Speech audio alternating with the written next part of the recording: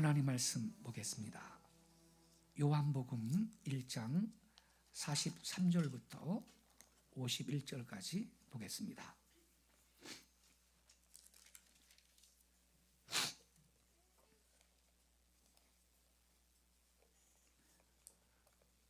요한복음 1장 43절부터 51절까지 저와 함께 한 절씩 교독하시겠습니다. 이튿날 예수께서 갈릴리로 나가려 하시다가 빌립을 만나 이르시되 나를 따르라 하시니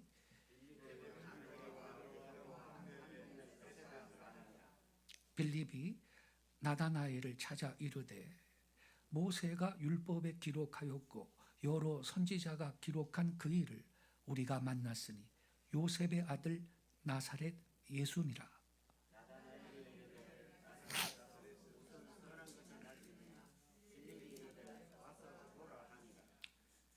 예수께서 나다나엘이 자기에게 오는 것을 보시고 그를 가리켜 이르시되 보라, 이는 참으로 이스라엘 사람이라. 그 속에 간사한 것이 없도다.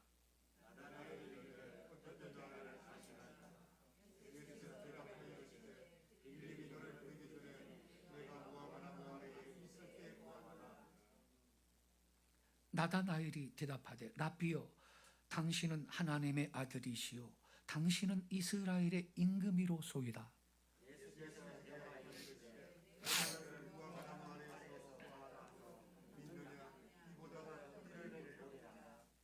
51절을 같이 읽겠습니다. 또 이르시되 진실로 진실로 너희에게 이르노니 하늘이 열리고 하나님의 사자들이 인자 위에 오르락 내리락 하는 것을 보리라 하시니라. 아멘. 지금 함께 읽은 말씀은 우리 예수님께서 공생의 초기에 제자를 부르신 사건의 한 토막입니다. 본문에는 나다나엘이 예수님 앞에 부르심을 받은 사건이 기록되어 있습니다. 이 나다나엘은 요한복음에만 나오는 이름인데 그 뜻은 하나님의 선물이라는 의미입니다. 하나님의 선물.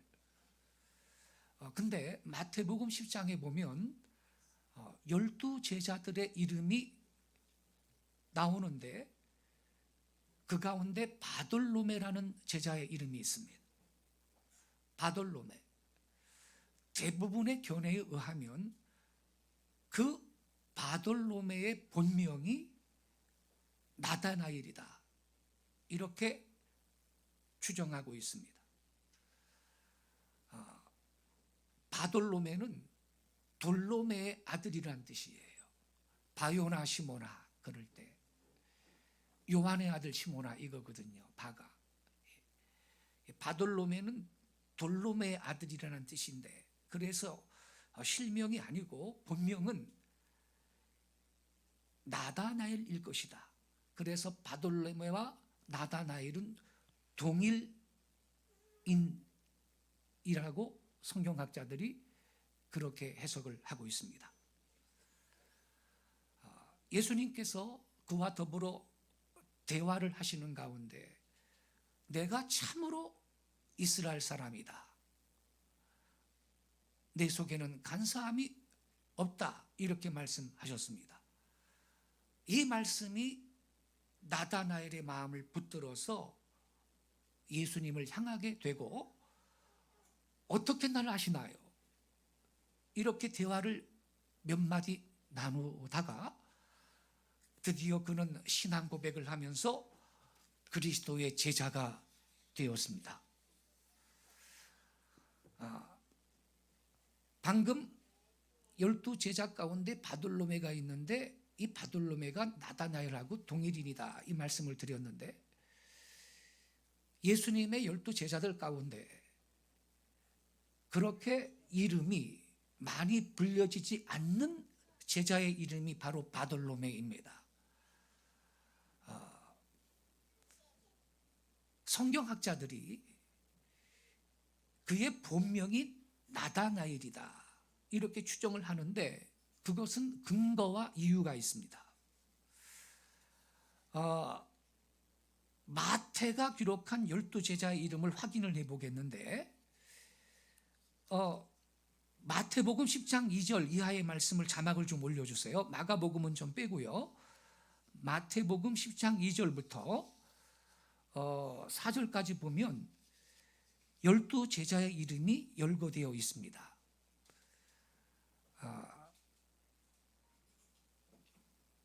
제가 읽겠습니다. 12사도의 이름은 이러하니 베드로라 하는 시몬을 비롯하여 그의 형제 안드레. 자, 베드로하고 그의 형제 안드레. 그러니까 베드로와 형제인 안드레가 붙어서 나오죠. 붙어서 나와요. 주목해 주세요. 이 부분을 주목해야 됩니다. 그 다음에 세베대의 아들 야고보와 그 형제. 야고보하고 형제 요한이죠. 요한은 형제니까 또 붙어서 나와요. 붙어서. 그리고 3절에 보면 빌립과 바돌로메, 이렇게 빌립하고 바돌로메가 붙어서 나오죠. 이걸 주목해 보시기 바라요. 이 복음서는요, 예수의 제자들의 이름을 나열을 할 때 이렇게 서로 관련이 있는 순서로 기록하고 있습니다. 마가복음도 그래요. 그런데 여기 우리 지금 확인했죠? 나다나엘을 전도한 빌립과 바돌로메를 같이 묶고 있습니다. 베드로 안드레가 형제니까 묶고 있고, 야고보와 요한이 형제니까 또 붙여서 나오고, 그리고 빌립과 바돌로메를 이렇게 묶어서 기록을 하고 있습니다. 빌립, 바돌로메가 붙어 있거든요. 그런데 요한복음에서 12제자의 이름을 기록할 때 거기에 나다나엘이 등장을 합니다. 요한복음 21장 1절 2절을 보겠습니다. 그 후에 예수께서 디베랴 호수에서 또 제자들에게 자기를 나타내셨으니 나타내신 일은 이러하니라. 시몬 베드로와 디두모라 하는 도마와 갈릴리 사람, 갈릴리 가나 사람 누구죠? 나다나엘이 나옵니다. 나다나엘과 세베대의 아들들과 또 다른 제자 둘이 함께 있더니 이렇게 기록이 되어 있는데, 갑작스럽게 여기에 나다나엘이 등장합니다. 나다나엘이 지금 요한복음 21장 1절 2절은요 부활하신 예수님께서 제자들을 만나주시는 장면이거든요. 그 자리에 나다나엘이 있었다라고 기록을 하고 있습니다. 그런데 사도 요한은 나다나엘과 빌립을 연결시켜주고 있다. 그리고 마태복음에 이 제자들의 그 이름을 나열한 말씀을 보면 서로 관련이 있는 제자끼리 묶어서 기록했다. 이걸 우리가 다 종합적으로 볼 때 이 나다나엘이 곧 바돌로메인 것입니다. 빌립의 전도를 받은 나다나엘은 예수님의 제자가 되었던 것입니다. 나다나엘이 빌립의 전도를 받아서 예수의 제자가 되었는데, 제자들의 명단에는 늘 빌립이 바돌로메와 연결되어 나타난다는 점에서 바돌로메와 나다나엘을 동일 인물로 보는 것이 교회의 전통인 것입니다. 빌립은 나를 따르라, 예수의 부르심에 순종해서 제자가 되었습니다. 그리고 즉각 평소에 잘 알고 있던 나다나엘을 찾아가서 예수님을 소개를 했습니다.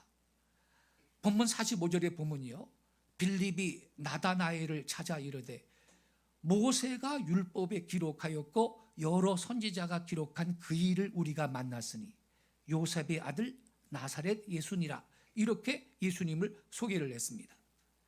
자, 모세가 율법에 기록하였다. 여러 선지자들이 기록한 그 일을 이분이 누구예요? 메시아거든요. 메시아.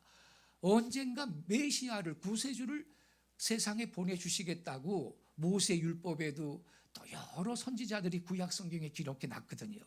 그분을 우리가 만났는데 요셉의 아들 나사렛 예수다, 이렇게 전도를 했습니다. 그렇다면 여러분, 그분이 오셨어요.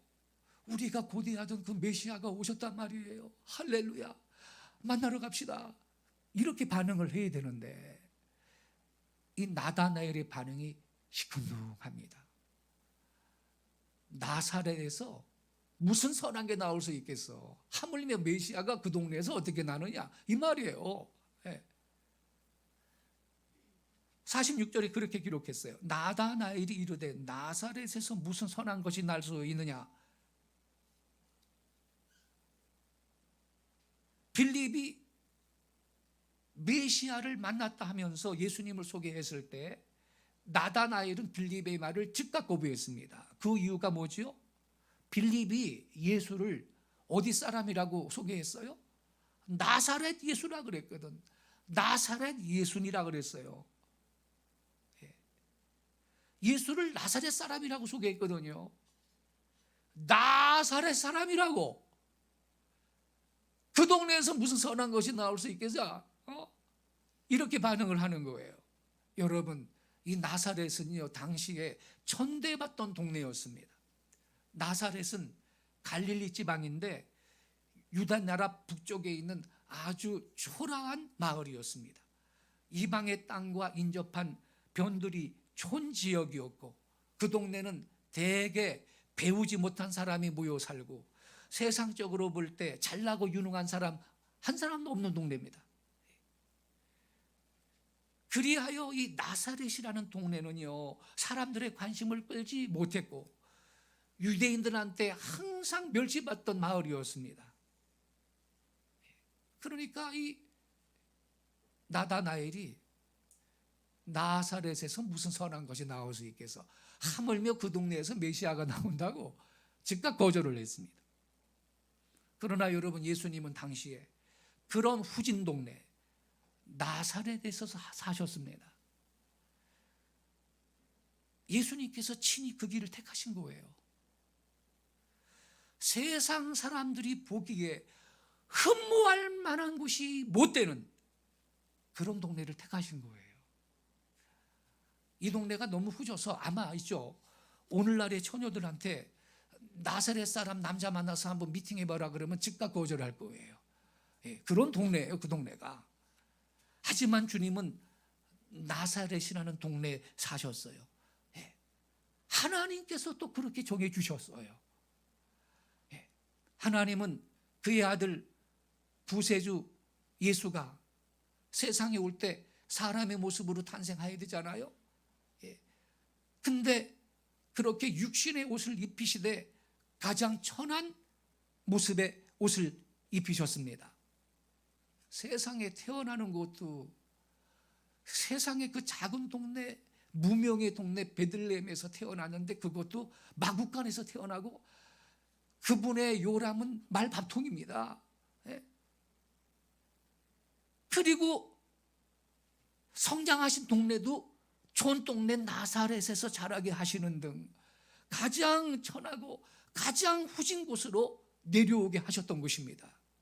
일부러 그런 곳을 택하신 하나님이신 것입니다. 왜? 약한 자의 하나님이 되시려고. 할렐루야. 가난한 자의 하나님이 되시려고, 그들을 부욕케 하시기 위해서 우리 예수님께서 하늘의 영광을 버리고 낮고 천한 모습으로 이 땅에 오셨던 것입니다. 여러분, 우리가 믿는 하나님은요, 약한 자를 택하여서 강한 자를 부끄럽게 하시고 없는 걸 택해 있는 것들을 폐하시는 하나님이십니다. 그렇기 때문에 하나님의 자녀인 우리들의 태도도 바로 그와 같은 가치관을 가져야 하겠습니다. 무슨 말이냐? 예수님처럼 저 낮은 곳을 향하여 갈 수 있기를 바랍니다. 우리의 영성은 저 높은 곳 곳을 향하여 날마다 나아갑니다. 이런 찬송이 있는데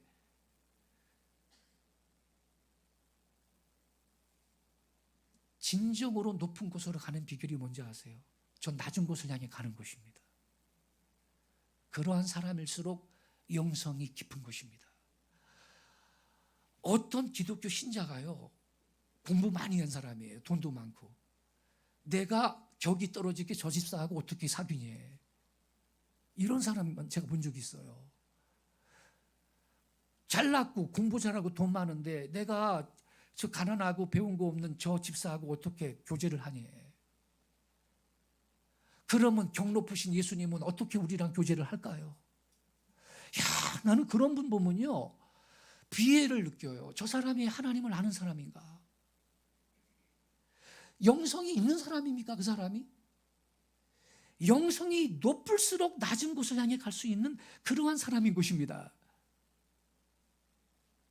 우리는 높은 곳, 화려한 곳, 편안한 곳만을 바라보는 그러한 태도를 버리고 저 낮은 곳을 향해 갈 수 있을 때 하나님께서 인정하시는 제자가 될 줄로 믿습니다. 낮은 자리에서 섬기는 자가 되어야 하는 것입니다. 그래서 여러분, 우리 기독교 신자들은요, 편견을 깨뜨리고 뭐 가문이나 지역이나 학벌이나 외모나 재력으로 사람을 평가하지 말고 영혼을 보고 사람을 평가해야 하는 것입니다. 우리 그리스도인들은 편견에서 해방돼서 인간 자체를 향한 소중한 시선을 잃지 않기를 바랍니다. 그러한 성도가 결국은 신의 성품에 참여하는 예수의 제자인 것입니다. 우리가 믿는 하나님은 사람을 외모로 판단하지 않습니다.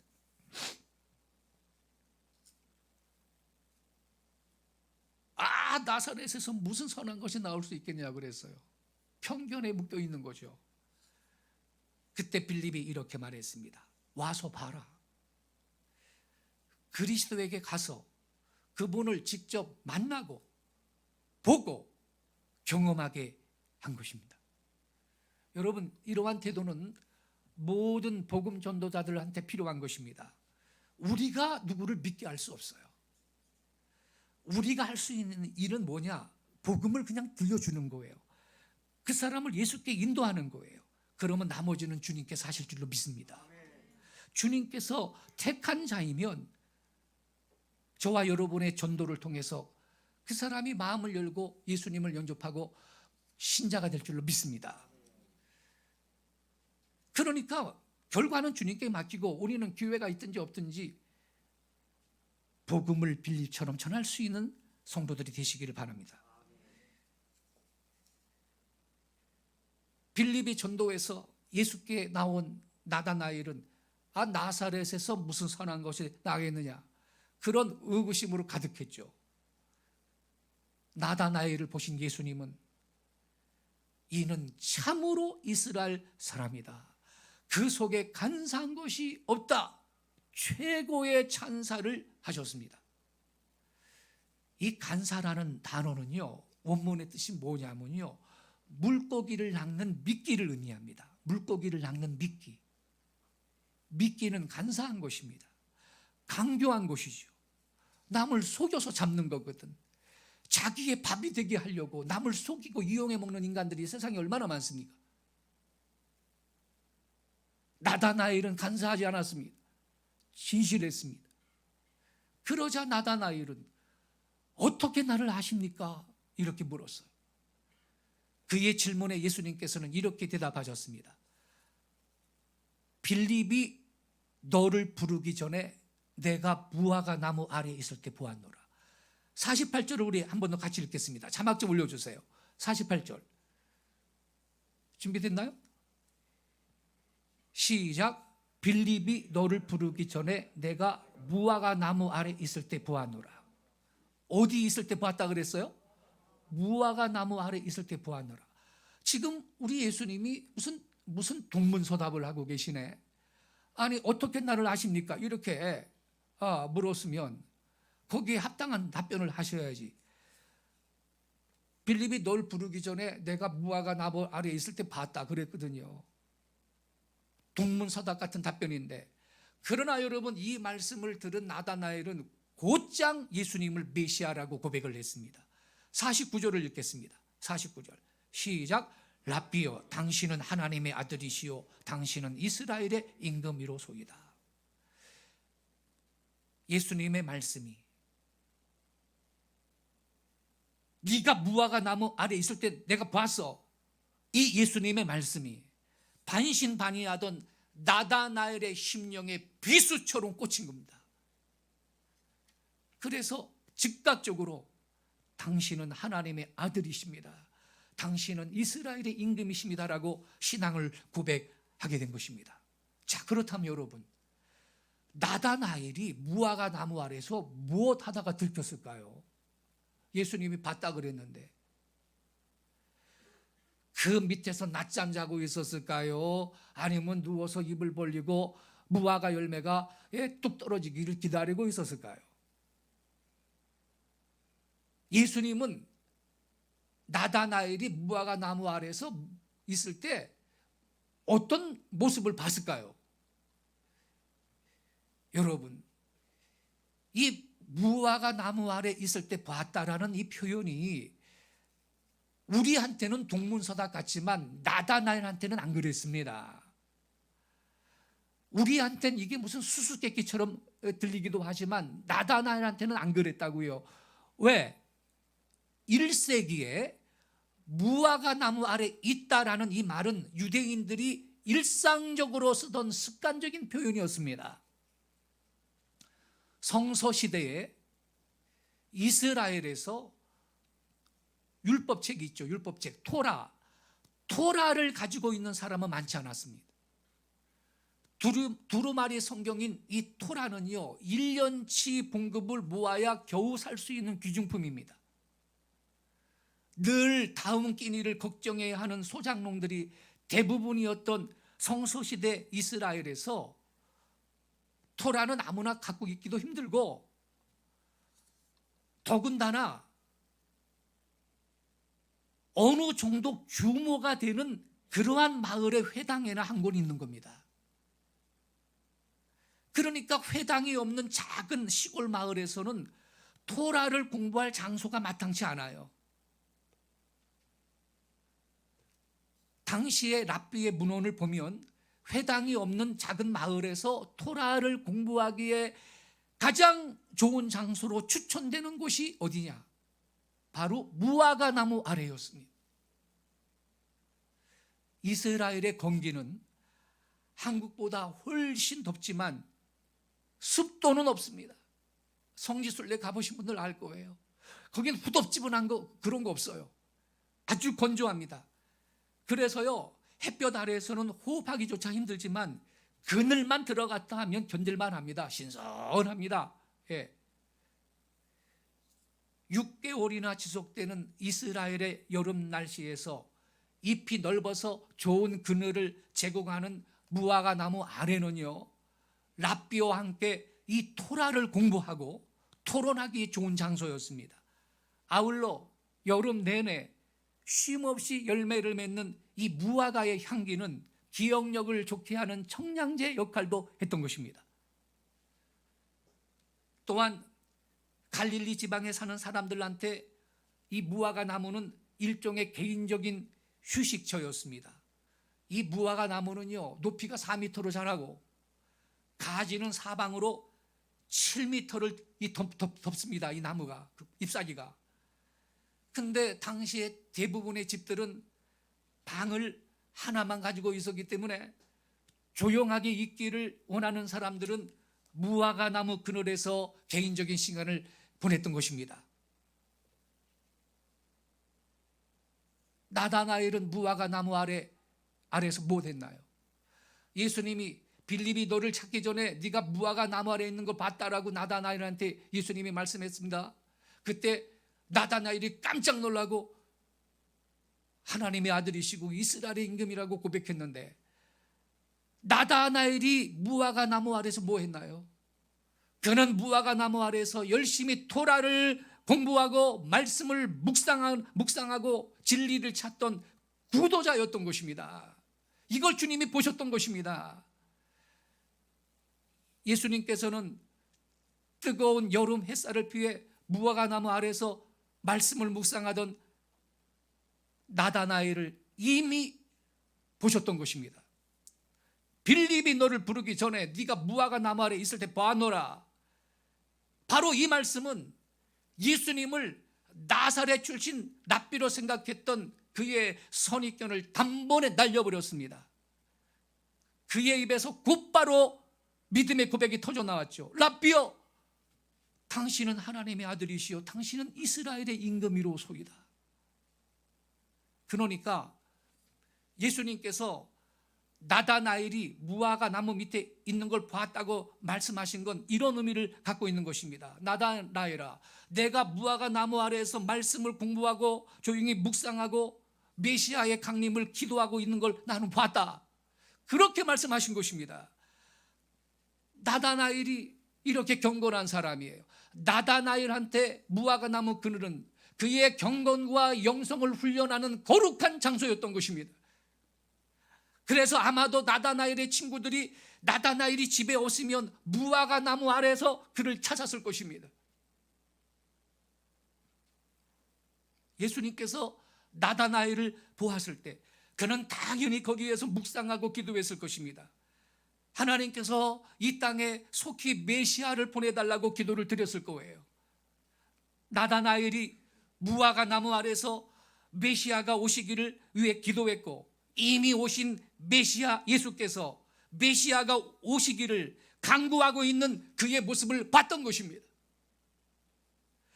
내가 너를 무화과 나무 아래 있을 때 보았노라고 하신 이 예수님의 한마디, 이것이 나다나엘한테 나사렛 예수가 메시아라는 사실을 깨닫게 했던 것입니다. 여러분, 주님께서 우리를 보실 때 우리는 어디에 있나요?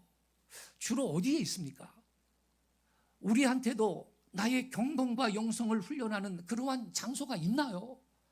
아니면 늘 어떤 세상 일에만 매여 있어서 세상 것만 추구하는 장소에 우리가 있나요? 나의 경건과 나의 믿음을 함양할 수 있는 그러한 구별된 장소가 저와 여러분의 삶 가운데도 있습니까? 예수님은 나다나엘이 간사함이 없는 참된 이스라엘 사람이라고 했습니다. 이 나다나엘이 그러한 경건한 사람이 되는 데 있어서 근본적인 원인이 어디에 있었느냐? 바로 무화과 나무 아래에 있었던 것입니다. 그의 이 정직한 마음은 무화과 나무 아래에서 배양된 성품이었습니다. 무화과 나무 아래는 나다나엘의 경건과 영성을 함양하고 훈련하는 거룩한 장소였습니다. 저와 여러분 삶 가운데도 이러한 귀한 장소가 있기를 바랍니다. 나다나엘 곧 바돌로메는요, 끊임없는 묵상 기도와 자기 성찰을 통해서 스스로를 정결케 했습니다. 그리고 그는 간사하지 않는 진실한 인격을 소유하게 되었던 것입니다. 예수님은 나다나엘이 신앙심이 깊은 경건한 사람인 것을 알았습니다. 죄를 짓지 않는 정직한 이 나다나엘의 마음, 그거는 무화과 나무 밑에서 늘 묵상하고 기도하는 이 나다나엘의 습관에서 생긴 것입니다. 이렇게 조용하게 묵상함으로써 나다나엘의 영은 새로워지고 그 성품은 강건해졌습니다. 우리한테는 그런 장소가 있나요? 여러분, 우리는 너무나 시끄러운 시대에 살고 있습니다. 오늘날 사람들은 휴대폰 벨 소리, 카톡 소리, 유튜브 방송 소리, TV 소리, 온갖 소음 속에서 살아가고 있습니다. 우리는 또 아주 바쁜 세상을 살고 있습니다. 그래서 어떤 사람은요, 우리한테 필요한 것은 시속 200km 이상 달리는 스포츠카와 대형 TV 모니터다라고 비꼬는 일이 있습니다. 그리하여 나다날 시대의 말로 표현한다면 여러분, 우리한테는 무화과 나무 아래가 절실히 필요한 것입니다. 누구든지 조용히 묵상하고 기도할 장소를 가져야 됩니다. 누구든지 말씀을 공부할 장소를 가져야 되는 것입니다. 이삭은 한밤중에 들로 나갔습니다. 고요한 들로 나가서 묵상했습니다. 엘리야는 동굴 속에서 하나님과 친밀한 교제를 가졌습니다. 예수님은 겟세마네 동산으로 나가 기도하셨습니다. 습관을 따라 감람산에 올라가서 거기에서 묵상하고 기도하셨습니다. 나다나엘이 묵상하고 기도하는 장소는 무화과 나무 아래였습니다. 오늘날 성도들도 자기만의 무화과 나무 아래가 있어야 될 줄로 믿습니다. 규모 있는 기도 생활을 하기 위해서 방해받지 않고 기도할 수 있는 은밀한 곳이 필요하고, 정기적으로 말씀, 율법, 성경을 공부할 수 있는 내 경건과 영성을 훈련받을 수 있는 장소가 필요한 것입니다. 할렐루야. 지난 수요일 날 아리랑 바이블 아카데미 개강했어요. 1층에 꽉 찼어요. 제가 그때 이 말씀이 생각났어요. 여기가 무화과 나무 그늘이다. 할렐루야. 말씀을 공부하는 성도들을 보니까 너무 은혜가 되고 힘이 돼요.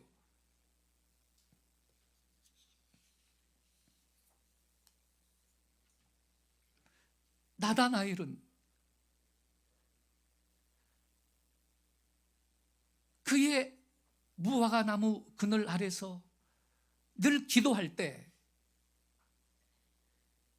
그의 정직하지 않던 자기의 잘못된 성격을 바꾸어 정직하게 만들었을 것이라고 생각합니다. 기도하는 가운데, 거기에서 말씀을 묵상하는 가운데 그는 정직한 성품을 새롭게 했던 것입니다. 부단한 기도가, 깊은 말씀의 묵상과 성경 말씀 공부를 그가 그곳에서 유지할 때, 그것이 또한 그의 아름다운 인간성을 계속해서 지키게 해 주었던 것입니다. 청년 때, 젊었을 때, 혹은 한때 아름다운 성품을 가진 사람들이 있는데요, 이 사람이요, 성장해 가다가 돈을 많이 벌었거나 높은 지위를 차지했거나 무엇이 잘 되거나 하면 그만 마음이 변해가지고 교만해지고 전과 같지 않은 그러한 사람을 제가 가끔 봅니다. 왜 그럴까? 성품이 변했기 때문입니다. 왜 변했죠? 부단히 브레이크를 걸고 그 성품을 다듬어 늘 그 상태로 유지시켜줘야 하는데 그런 노력이 없었기 때문인 것입니다. 그냥 방치해두었기 때문에, 제멋대로 컸기 때문에 교만해졌습니다. 나다나엘도 사람이기 때문에 얼마든지 유혹을 받았을 것입니다. 그러나 그때 자기를 제어하고 그것을 지켜나갈 수 있는 장소가 그에게는 있었던 것입니다. 그 장소가 바로 무화과 나무 아래였습니다. 하나님 앞에 깊이 고개 숙여 기도하는 그 심정, 또 그런 가운데 자기 자신의 연약함과 무능함, 또 이스라엘 백성들의 그 타락을 느끼면서 하나님께서 메시아를 보내주시도록 간곡히 기도하는 그 대망의 심정, 그 무화과 나무 아래서 그 안타까운 심정 때문에, 그 갈급한 마음으로 부르짖는 그 대망의 심정으로 기도하는 그 시간 때문에 그의 원래 아름다운 성품이 보존이 되었고 더 성장을 하여서 우리 예수님이 불꽃 같은 눈으로 보실 때 참된 이스라엘 사람이구나, 간사함이 없는 사람이다라고 그렇게 칭찬을 받았던 것입니다. 참 이스라엘 사람의 근본이 되는 이 나다나엘의 성품은 무화과 나무 아래에서 배양이 되었던 것입니다. 우리에게도 이 거룩한 장소가 있기를 바랍니다.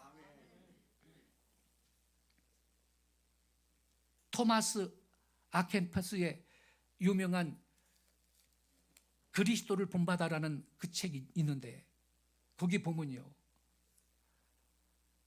이렇게 써 있어요. 밖에서 들려오는 소리에 귀를 기울이지 않고 마음속에 이 내면에서 들려오는 하나님의 음성에 귀를 기울이는 자는 참 복이 있는 자로다.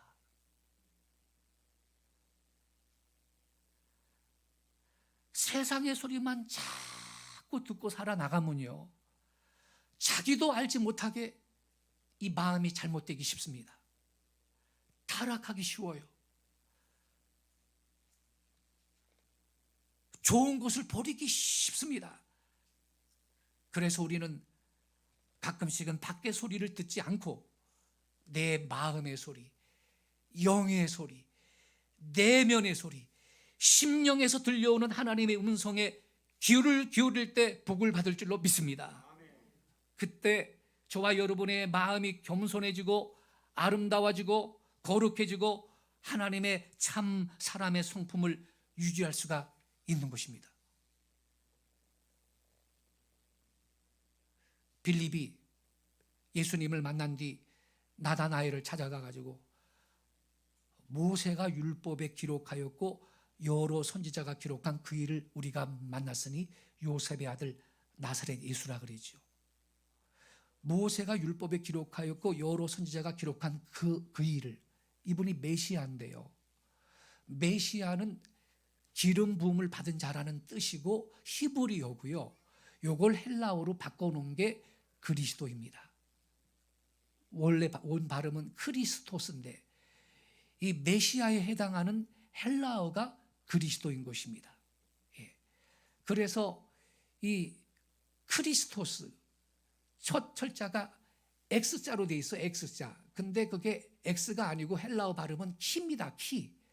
그래가지고 엑스마스 이렇게 여러분 우리는 읽으면 안 됩니다. 성탄절 때 크리스마스로 읽어야 돼요. X가 아닌 것입니다. 예. 나다나엘아, 모세가 율법에 기록했고 여러 선지자가 기록한 메시아를 우리가 만났다. 이렇게 빌립이 나다나엘한테 말을 꺼냈을 때는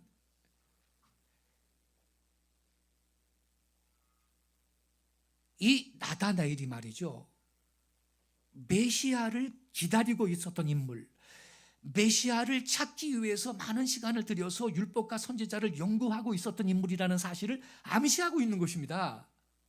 그렇지 않겠어요? 더욱이 빌립이 나다나엘을 집으로 찾아갔을 때 그는 무화과 나무 밑에서 토라를 펴놓고 메시아의 강림을 생각하고 있었을 것입니다. 여러분, 1세기에 갈릴리에서 유대인으로 산다는 것은요, 정치적, 경제적, 영적으로 편안한 삶이 못 되었습니다. 더군다나 로마의 식민지였습니다. 대부분의 사람들은 현실로 인해 가지고 염려하고 좌절하고 아니면 현실주의자가 되어서 그렇게 살아가고 있었습니다. 하지만 나다나엘은 어두움이 깊을수록 더욱 빛으로 오실 메시아를 고대하고 있었던 것입니다. 나다나엘은 이 세상뿐이면 소망이 없다, 가망이 없다라는 걸 알고 있었던 사람인 것입니다. 그래서 그는 하나님의 말씀에 약속된 그 메시아, 곧 그리스도를 간절히 기다리고 있었던 것입니다. 그날도 나다나엘은 무화과 나무 아래에서 그리스도를 보내주시기를 간구했습니다. 근데 예수님은 바로 그 무화과 나무를 언급하시면서 내가 너의 기도를 알고 있고 너의 탄식을 알고 있다. 내가 그리스도를 구하지 않았느냐. 그리스도가 바로 여기 있다라고 말씀을 하신 것입니다. 무화과 나무 아래에서의 이 탄식이 위로받고 그의 기도가 응답되는 순간이었던 것입니다. 이에 나다나엘이 얼마나 놀랬겠어요.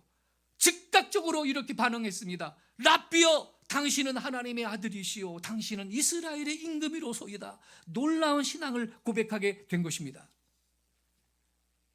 예수님께서 자신의 영광의 아주 작은 부분, 곧 하나님으로서의 존재하심을 나다나엘한테 보여준 거죠. 네가 무화과 나무 아래 있을 때 내가 봤다. 우리 예수님은 여러분, 물고기 한 마리가요, 입에다가 엽전 하나 물고 있는 것도 보신 분이에요. 그거 꺼내가지고 성전세 내라 그랬어요. 수가성 우물가에서는 한 여자를 만나가지고, 사마리아 여인을 만나가지고, 너는 남편이 5 있었는데 지금 있는 남편도 네 남편이 아니다 그래요. 주님 아세요. 할렐루야. 그러니까 이 여자가 깜짝 놀래가지고서는 아유, 선지자이시군요. 그리고 주님을 증거하는 여자가 되죠.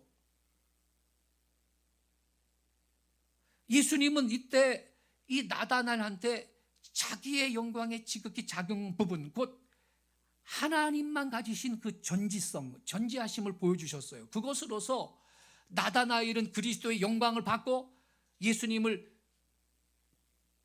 구약에 약속된 그 메시아로 알고 믿을 수 있게 됐던 것입니다. 예수님을 이런 분으로 알고 이렇게 신앙을 고백할 수 있는 사람은 참으로 복이 있는 사람인 줄로 믿습니다. 나다나엘의 신앙 고백에 대해서 예수님은 어떤 반응을 보이셨나요? 50절에 이렇게 말씀하셨습니다. 내가 너를 무화과 나무 아래서 보았다고 함으로 믿느냐? 이보다 더 큰 일을 보리라 그랬습니다. 그렇다면 여러분, 예수님은 뭘 두고 더 큰 일이라고 하셨을까요? 칼빈 목사님은 이걸 예수님의 중보자로서의 사역을 보다 온전하게 이해하게 될 것이다, 그런 의미다라고 해석을 했고, 또 어떤 신학자들은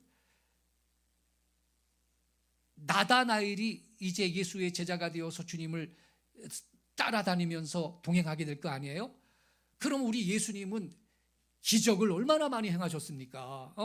문둥병자도 살리시고 죽은 자도 살리시고 오병이어의 기적도 행하시고 무리를 바다 위를 걷기도 하시고 귀신을 내쫓고 말이죠. 이 예수님이 행하셨던 그 수많은 표적들, 그 표적을 의미한다는 해석이 있습니다. 이거 타당한 해석입니다. 다 타당한 해석인데 표적이다. 우리 메시아 예수님께서 행하실 수많은 이적과 표적을 의미한다. 그걸 사실 나다나엘이 봤을 거 아닙니까?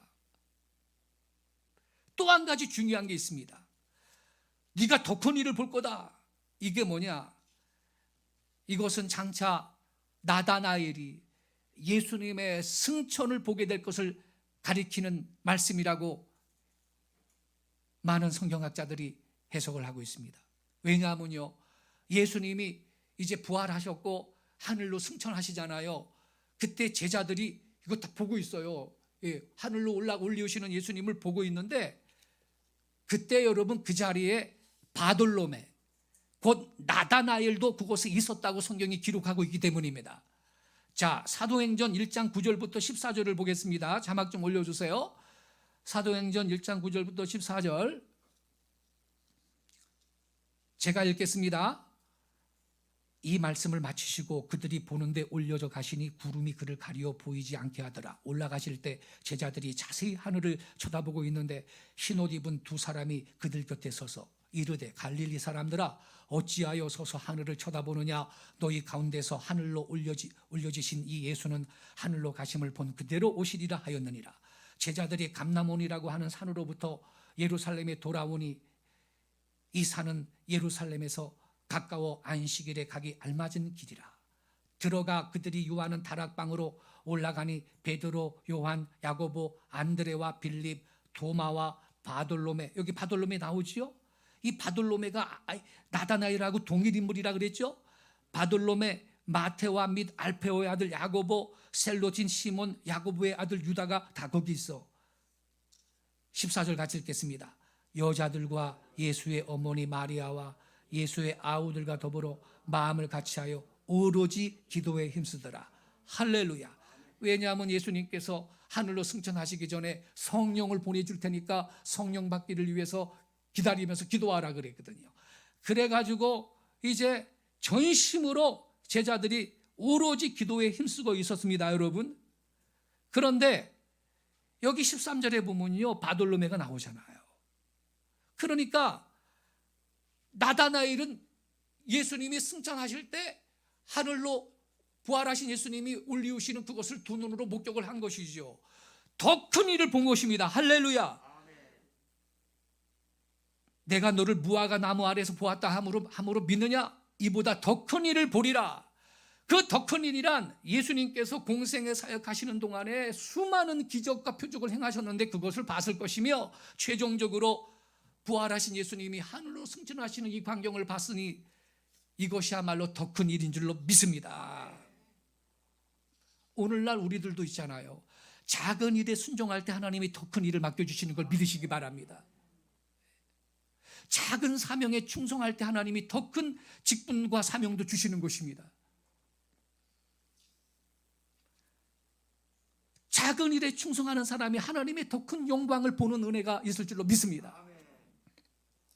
승천 사건을 통해서 제자들은 예수님의 능력과 영광을 더 밝히 보게 된 것입니다. 그리스도의 영광을 더 밝히 보게 된 이 나다나엘, 바돌로메는 교회의 전승에 따르면요, 마태복음을 가지고 인도에 가서 복음을 전했다고 합니다.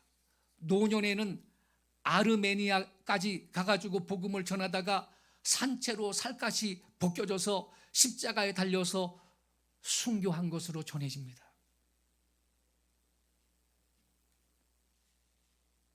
성도 여러분, 우리도 나다나엘처럼 메시아이신 예수, 세상의 구세주인 예수를 우리가 알고 믿을진데 충성을 다해서 그분을 섬기는 제자가 되어야 될 줄로 믿습니다. 그리고 빌립처럼 우리도 우리의 지인들한테 메시아이신 예수 복음을 전할 수 있기를 바랍니다. 빌립이 전도했기 때문에 나다나엘이 예수의 제자가 또한 되었습니다. 우리도 우리의 친구들한테 복음을 들려주고 그리스도의 제자가 되게 하시기를 바랍니다. 특별히 우리는 나만의 무화과 나무 아래가 있는지요? 그 무화과 나무 아래 자주 거하고 있습니까, 성도 여러분? 우리한테 영적인 관심이 있습니까? 우리의 삶의 중요한 이슈가 정말로 하나님이신가요? 나다나엘처럼 참 이스라엘 사람으로 살아갈 수 있기를 바랍니다. 놀라운 주님의 영광을 우리 생애 동안 보게 될 줄로 믿습니다. 그러한 간증을 하나님이 주실 거라고요. 그러기 위해서 나만의 무화과 나무 밑을 가지고 있기를 바랍니다. 우리 자신들도 진실로 주님 앞에서 내가 참으로 이스라엘 사람이다, 너는 참으로 진정한 예수의 제자다, 이 말씀을 들을 수 있는 우리 자신이 되기 위해서 늘 묵상하고 기도하고 성경을 탐구하는 그러한 생활을 유지하는 귀한 성도가 되실 수 있기를 주 예수님의 이름으로 축원합니다. 기도하겠습니다. 아버지 하나님,